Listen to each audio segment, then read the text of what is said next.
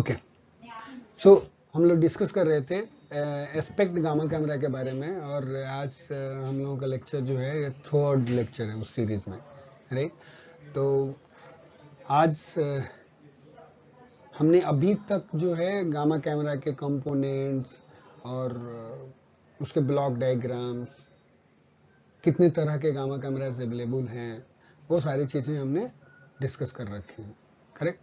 और आगे के अब इससे आगे हम लोग कंटिन्यू कर रहे हैं, और स्पेशली हम लोग फोकस कर चुके थे first part of the gamma camera, जो गामा रे जो है फर्स्ट टाइम जिसको व्यू करता है या इंटरेक्ट करता है। गामा रे जिस कंपोनेंट के साथ इंटरेक्ट करता है वो कॉलीमेटर है, राइट। और कॉलीमेटर के बारे में हम लोग ने डिस्कस किया था, और उसी से रिलेटेड अभी भी हम लोग डिस्कशन हम अपना कंटिन्यू रख रहे हैं, कॉलीमेटर से ही रिलेटेड, ठीक है। देखो, ये डिफरेंट टाइप्स के कॉलीमेटर्स डिजाइन्स हैं। एक जो है यहाँ पे पैरेलल होल कॉलीमेटर है, राइट। पहला वाला ए वाला जो है वो क्या है, पैरेलल होल कॉलीमेटर है। इसमें क्या है कि ये जो ब्लैक वाला जो दिख रहा है वो सेप्टा है, और व्हाइट स्पेस जो दो ब्लैक के बीच में जो दिख रहा है वो उसके होल्स हैं, राइट।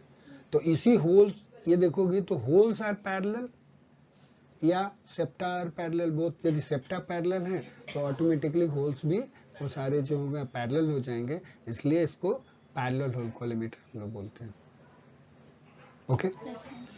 उसके बाद देखो बी में, बी वाला जो है वो डाइवर्जिंग होल कॉलीमेटर है, राइट। बी वाला में डाइवर्जिंग होल कॉलीमेटर है, तो यहाँ पे होल जो है वो डाइवर्ज कर रहे हैं अलग की तरफ, ऐसे करके जाएंगे। ये देखो, ये देख रहे हो, ये और इधर की तरफ, ये देख रहे हो एंगल, ये इधर की तरफ मुड़ा हुआ है, थोड़ा इधर की तरफ टिल्टेड है, प्लेन लाइन नहीं है। सेंटर में ये पैरेलल है, इधर की तरफ फिर इधर मुड़ा हुआ है, ठीक है। कन्वर्जिंग में जस्ट इसका फ्लिप है, जस्ट इसका उल्टा है। ये देखो, ये इधर की तरफ मुड़ा हुआ था तो ये इधर की तरफ, ये साइड राइट साइड में था फ्लिप्ड, तो ये इधर कन्वर्जिंग होल का लेफ्ट की तरफ है। तो जस्ट इसी का फ्लिप्ड वर्जन जो है दूसरा कॉलीमेटर है। तो यदि पहला ये जो है ये क्या है, डाइवर्जिंग कॉलीमेटर है, तो ये कॉलीमेटर क्या है, कन्वर्जिंग है। दूसरा डी जो है वो पिन होल कॉलीमेटर है। पिन होल कॉलीमेटर में एक होल है बस यहाँ पे, ये राइट, ये होल है, इसी होल के थ्रू गामा रे फोटोन जो है इंटर करता है। बाकी ये एरिया जो है, ये लेड का जो स्ट्रिप दिख रहा है, ये इससे गामा रे सेप्टा का है इसका। तो इसके ऊपर गामा रे यदि फॉल होगा तो ये कंप्लीटली इसमें एब्जॉर्ब हो जाएगा, ऐसा आइडियल कंडीशन है, समझिए। आइडियल कंडीशन का मतलब कि ऐसा एस्यूम करते हैं कि किसी भी सेप्टा पे यदि गामा रे फॉल हो रहा है तो उसमें एब्जॉर्ब हो जाएगा, और ओनली जो होल के थ्रू जो गामा रे जाएंगे वो वहीं पास आउट होंगे, करेक्ट, राइट। तो ये जो है ये आपका पिन होल कॉलीमेटर है, ये डाइवर्जिंग कॉलीमेटर है, ये कन्वर्जिंग कॉलीमेटर है, और ये जो है वो पैरेलल कॉलीमेटर है, ओके। नाउ देखो लिखा है यहाँ पे कि note that the converging and diverging collimators are often flipped versions of each other। मतलब converging और diverging collimator जो है वो they are flipped version of each other। मतलब इसका flipped version diverging है, और diverging का flipped version converging collimator है। and बोल रहा है have a focus spot, समझे। इसका मतलब कि एक फोकल स्पॉट इसका बनेगा, इधर की तरफ देखोगे तो ये इधर, यहाँ इधर की तरफ बनेगा, ये सारे रेज जो होंगे वो इधर की तरफ जाके के कन्वर्ज होंगे, समझ गए। और इसके रेज इधर की तरफ कन्वर्ज, इधर की तरफ आ रहा है ना, तो इसकी तरफ आएंगे, तो डाइवर्जिंग का इधर आएगा, कन्वर्जिंग का इधर आएगा। समझ में आ रहा है?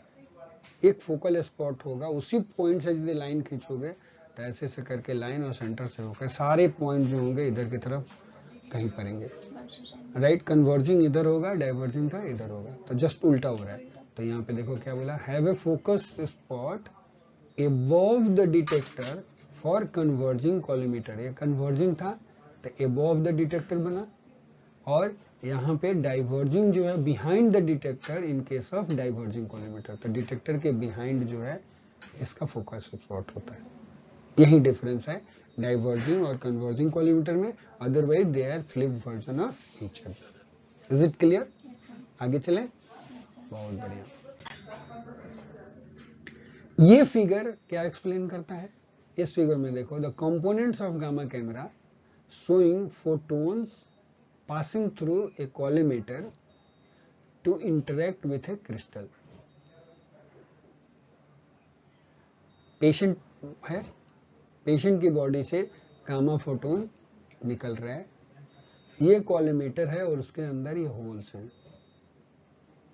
ये ब्लैक वाला जो है ये कॉलिमेटर है, और ये होल्स जो दिख रहा है जिधर से उसने गामा रे दिखाया है एरो में, ये बात बोल रहा है। Components of gamma camera showing photons passing through the collimator to interact with the crystal attached to the rear face of which are photomultiplied tubes। मतलब इधर की तरफ जो है ये यहाँ से जब कॉलिमेटर निकलेगा, राइट, इसके साथ क्रिस्टल है और क्रिस्टल से फोटोमल्टीप्लाइड जुड़ा हुआ है, फोटोमल्टीप्लाइड ट्यूब जुड़ा हुआ है, ये क्रिस्टल है। इधर से निकलेगा तो क्रिस्टल से इंटरेक्ट करेगा और क्रिस्टल के ऊपर ये फोटोमल्टीप्लाइड चिपका हुआ ट्यूब है, right. The information from the array of photomultiplied tube is used to localize the position of the photon interactions in the crystal and so form an image of the activity distributions। अभी बोल रहा है कि photo multiplied tube ये जो है, इससे जो सिग्नल निकलता है उस सिग्नल से किस पॉइंट पे गामा रे इंटरेक्ट कर रहा था क्रिस्टल में, वो पोजीशन डिटरमिन करते हैं और उससे इमेज बनता है। ये एग्जाम्पल में दिखाया है।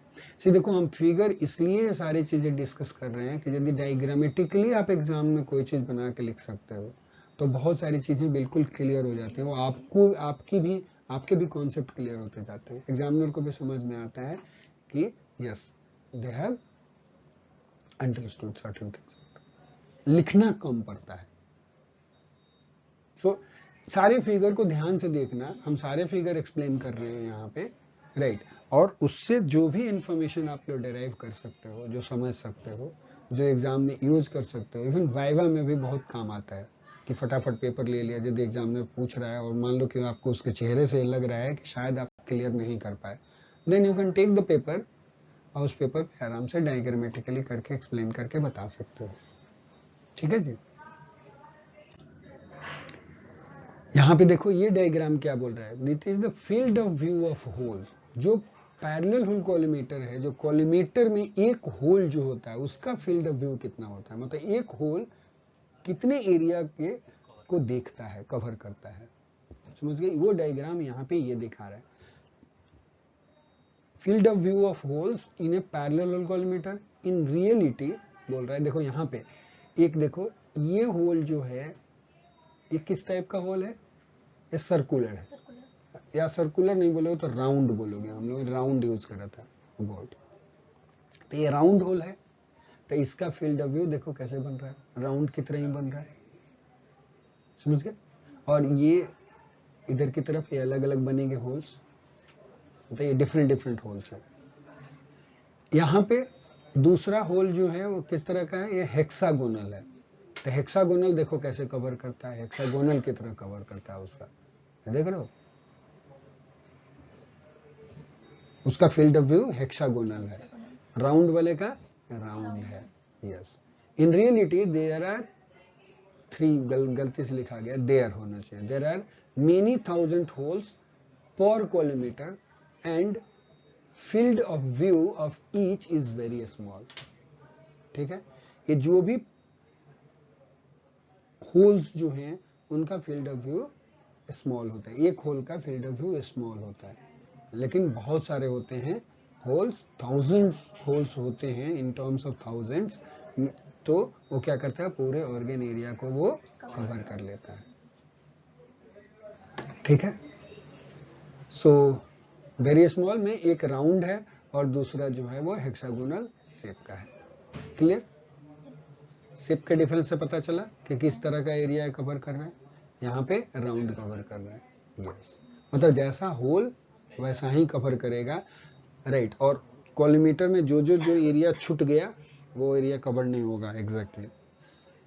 पेशेंट का भी याद रखें, क्योंकि 1 to 1 इमेज बनने वाला है एक एक पॉइंट का। जो होल के थ्रू जाएंगे फोटोन वही डिटेक्ट होने वाले हैं, जो सेप्टा में है वो एब्जॉर्ब हो जा रहे हैं, तो उधर का तो कुछ इंफॉर्मेशन मिलेगा नहीं। करेक्ट, सही है। अब देखो ये अलग अलग टाइप के होल हैं। अब ये देखो यहाँ पे होल में देख रहे हो, ऐसे ऐसे होल बने होते हैं। ये स्क्वायर वाला होगा तो ऐसा होल बनेगा, और ये ब्लैक वाला जो भी स्पॉट आपको दिख रहा है, राइट, वो सेप्टा है, और व्हाइट वाला जो है वो होल है। 3 टाइप का यहाँ पे दिखाया है, पहले फिगर में दिखा रहे, देखो variation in packing and septal thickness, right, for various hole shapes in parallel collimator. पहला ए वाला जो है वो राउंड टाइप का होल है, बी जो है वो क्या है, स्क्वायर है, स्क्वायर होल है, और सी जो है वो ट्रायंगुलर होल है, यहाँ पे ट्रायंगुलर बना हुआ है, और एंड डी जो है वो हेक्सागोनल होल बना है। हेक्सागोनल में देखोगे बहुत कम एरिया ब्लैंक है, यहाँ पे हर जगह पे बीच बीच में कुछ न कुछ जगह छूट जाता है स्क्वायर वाले में, दो के बीच में। तीसरा जब बनेगा, ये भी ट्रायंगल में भी देख लोगे तो कहीं ना कहीं जो एरिया छूटेगा, राइट, यहाँ पे तो फिर भी कवर हो जा रहा है, जो एरिया छूटेगा वो स्पेस जो है उतना एरिया में, मतलब या तो सेप्टा पड़ेगा तभी भी उस एरिया में फोटोन नहीं पहुंचेंगे। ओके, लेकिन ये डिफरेंट टाइप्स के होल्स जो हैं जो कॉलीमीटर में पॉसिबल हैं और अवेलेबल हैं। ज़्यादातर जो है वो हेक्सागोनल वाला ही यूज होता है, बट फिगर बनाने के लिए अच्छा है देख करके, समझने के लिए भी। अब दूसरा देखो, एक टर्म है फिगर में ज्योमेट्रिक स्पेशल रेजोल्यूशन, एक वर्ड हो गया, क्या होता है, geometric spatial resolution, variation with collimator hole shape. इसको इलस्ट्रेट करता है कि होल का शेप जो होगा वो उसके चलते रिजोल्यूशन कैसा होगा सिस्टम का, just because of hole. Geometric spatial मतलब ड्यू टू ज्योमेट्री स्पेशल रेजोल्यूशन कैसी होगी, right, and which varies with the collimator shape. जैसे यहाँ पे देखोगे ये वाला जो है वो है हेक्सागोनल होल, तो हेक्सागोनल होल में देखो ये इस टाइप का हमारा स्पेशल रेजोल्यूशन का कर्व बनता है, मतलब इस टाइप का फोटो पिक, ऐसा पिक बनेगा। यहाँ पे कोई भी यदि ओ पॉइंट सोर्स है, यहाँ पे एक्टिविटी है, तो उसका इमेज ऐसा बनेगा, मतलब सेंटर में मैक्सिमम एक्टिविटी होगी, बनेगा गोला की तरह ही, ये जैसा होगा वैसा ही। जैसे मान लो कि एक पॉइंट सोर्स रखे हो तो पॉइंट सोर्स ऐसे स्प्रेड होकर के आएगा, सेंटर में ज्यादा एक्टिविटी होगी और उसके एज पे जो होगी वो कम एक्टिविटी होगी दोनों साइड में।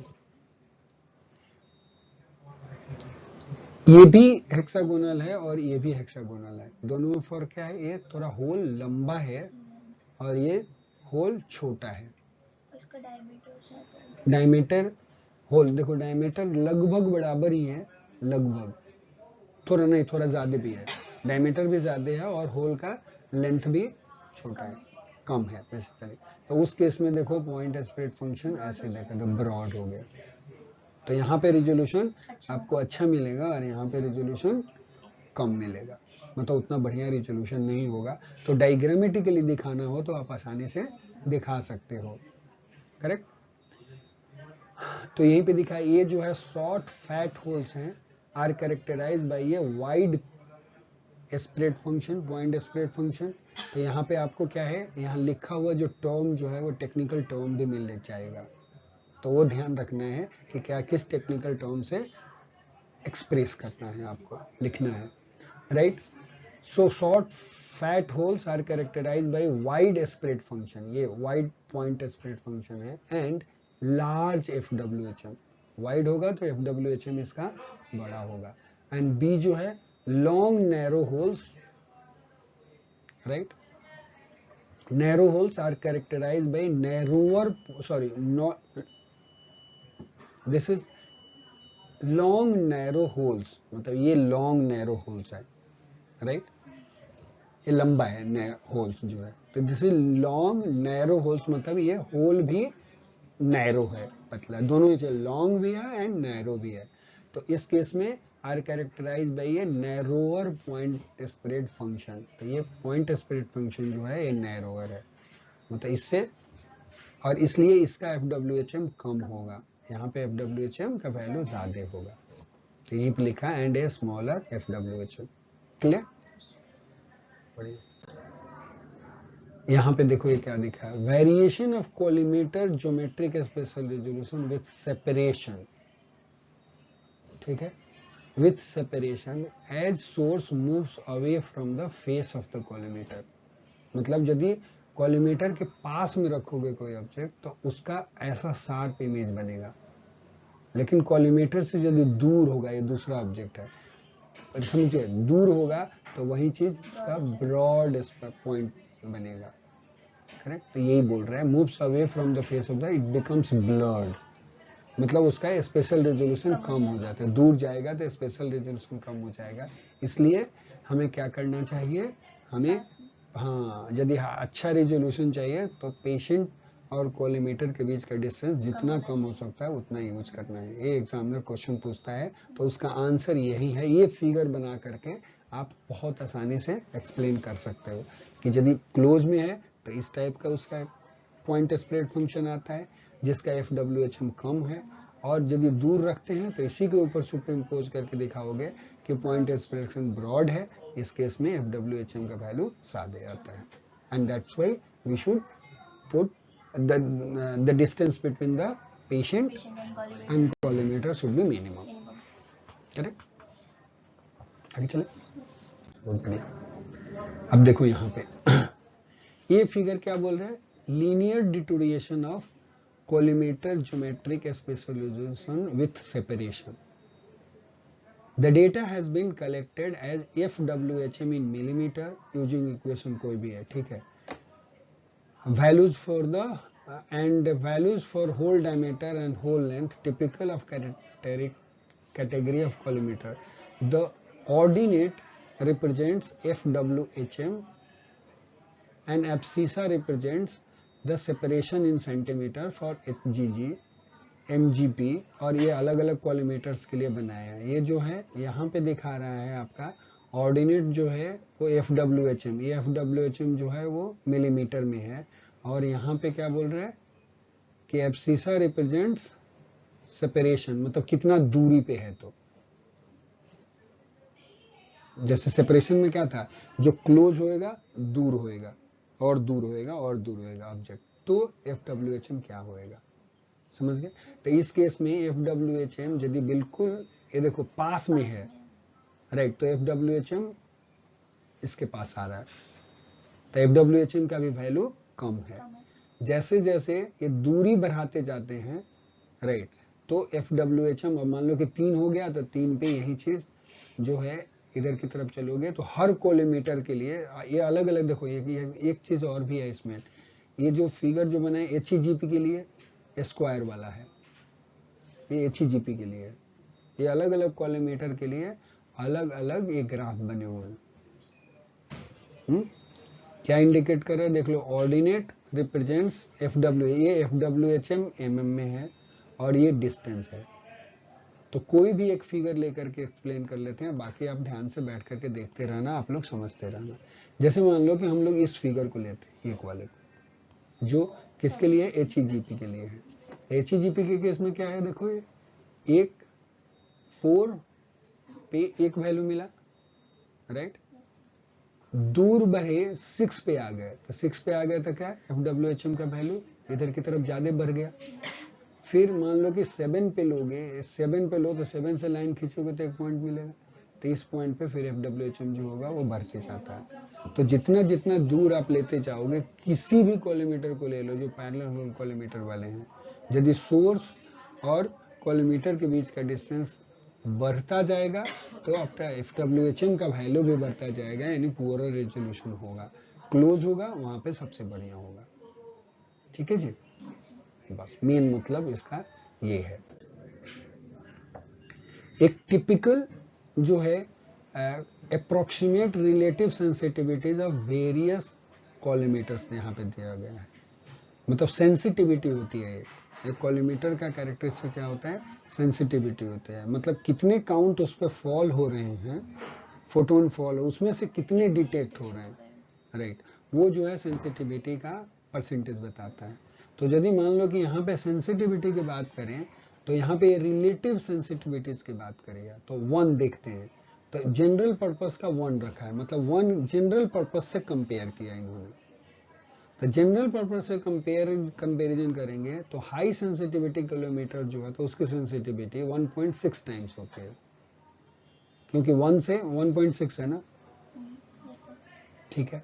उसी तरह से यदि हाई रेजोल्यूशन में देखो तो 0.6 है, तो मतलब जो इसका मतलब जनरल पर्पस का जितना भी सेंसिटिविटी हो उसमें मल्टीप्लाई कितना करेंगे, 0.6 से मल्टीप्लाई करेंगे, मतलब कम होती है सेंसिटिविटी। अल्ट्रा हाई रेजोल्यूशन होगा तो उसका और 40% ही काउंट डिटेक्ट हो पाएगा जनरल के कंपैरिजन में, समझ गए, क्लियर। और हाई सेंसिटिविटी के केस में 1.6 टाइम्स करके देना पड़ेगा काउंट, उतना गुना काउंट बढ़ जाएगा।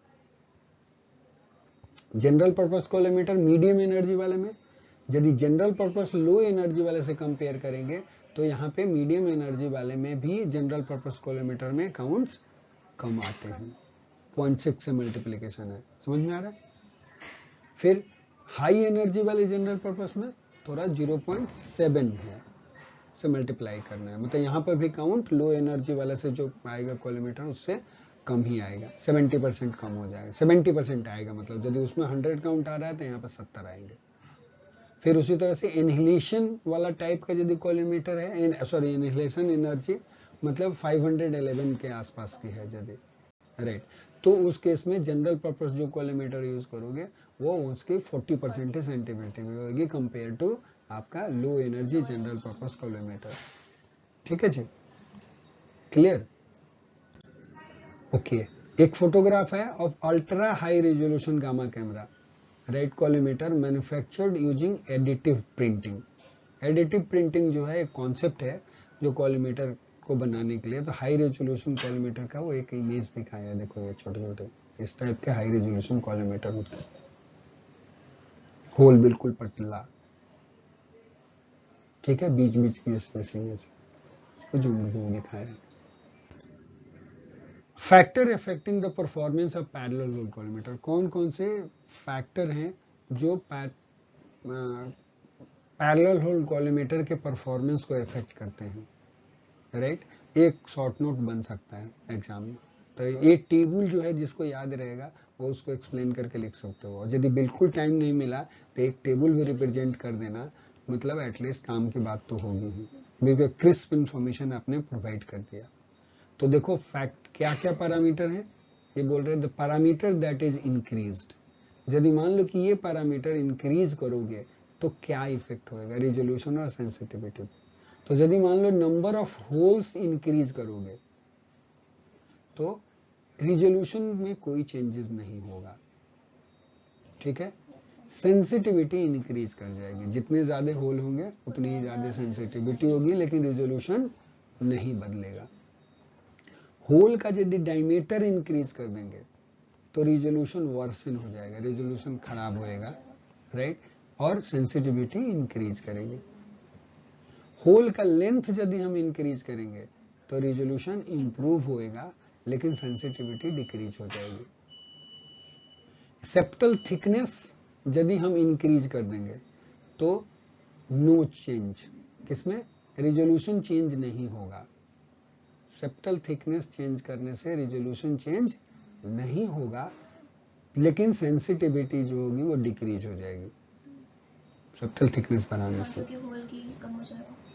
यस। दूसरा distance of object from the collimator, मतलब यदि distance of object from the collimator, मतलब पेशेंट और कॉलीमीटर के बीच का डिस्टेंस यदि बढ़ाएंगे, इंक्रीज करेंगे, तो रेजोल्यूशन वर्सन हो जाएगा, और लेकिन सेंसिटिविटी में कोई चेंज नहीं होगा। ओके, काउंट्स जितने मिल रहे थे पास में भी उतने ही मिलेंगे, और दूर कर देंगे तब भी उतने ही मिलेंगे। ठीक है, जो खराब होगा वो स्पेशल रेजोल्यूशन खराब होगा। कॉलीमीटर के स्पेसिफिकेशन, जो कॉलीमीटर जो स्पेसिफाई करते हैं वो रिजोल्यूशन, सेंसिटिविटी और एनर्जी के टर्म में दिया हुआ है यहाँ पे। एक टिपिकल वैल्यूज है जो काम का। लो एनर्जी हाई रेजोल्यूशन का कॉलीमीटर में क्या जो है रेजोल्यूशन जो होता है 6.4 mm के आसपास का होता है, और उसकी सेंसिटिविटी कितनी होती है देखो, CPS पर मेगाबेक्यूरेल, मतलब 1 मेगाबेक्यूरेल की एक्टिविटी रखोगे तो कितने काउंट्स पर सेकेंड मिलेंगे, 91 मिलते हैं।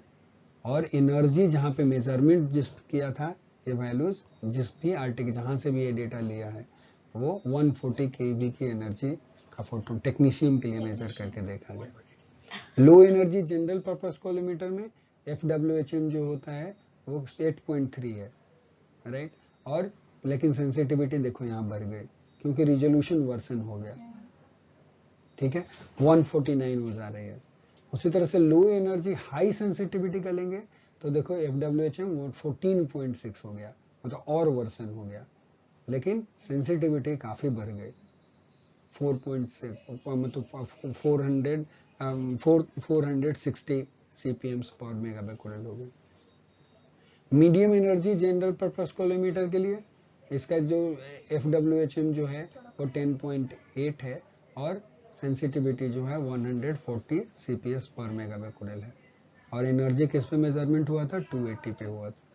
इसी तरह से high energy general purpose collimator लेंगे तो उस केस में 12.6 जो है उसका रेजोल्यूशन है, FWHM है, और सेंसिटिविटी जो है वो 61 है।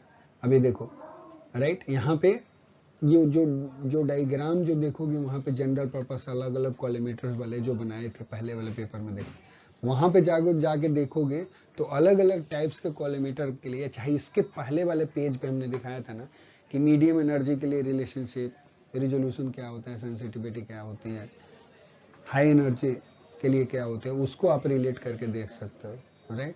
तो 360 इतना होता है। I think we will stop it here because she also has to go somewhere, right. और जितना समझ में आ गया अच्छा है, will continue it later on. ठीक है, यहाँ पे बंद कर देते हैं। ओके, ठीक है, thank you thank you thank you thank you.